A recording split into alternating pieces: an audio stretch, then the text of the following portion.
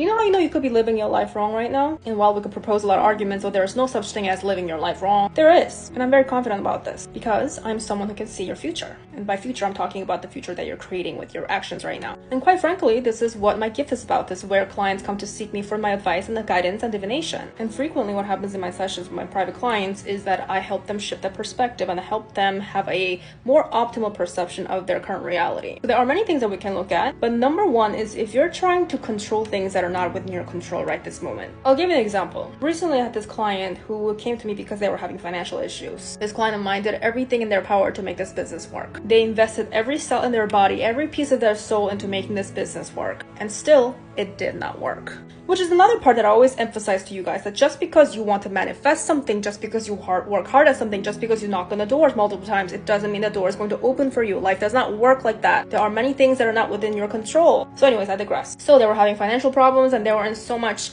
agony and so much shame because they were comparing themselves to a lot of their friends in their age, and of course they were like increasingly disappointed in themselves and they felt discouraged because nothing in life they tried to make worked for them. But the funny thing is, beginning of our session, in the beginning I said, what could you be possibly worried about right now? Your money looks good. So I was quite surprised when this person told me about their financial problems. And later on, they revealed to me that they're actually in a partnership with somebody. So like they're married, and like, you know, when you're married, you join your funds or whatever. So like objectively, there is no immediate concerns. There was no sense of urgency coming up for this person. And actually, you know, their partner was financially quite abundant. So the actual reality told them that, hey, like, this is not your time to worry about money. Like, you can enjoy this life right now. But you see, they never saw it that way. They never saw it as, oh, they don't have to worry about money right now, because they were only focusing on what they want to focus on. They wanted that money for themselves. They wanted to manifest the financial abundance for themselves. And they just continued to pour into something that was not working for them. And of course, that was affecting their self-esteem. And you know, when you do things, when you're at that place, when you're mentally depleted and like discouraged and like feel ashamed of yourself,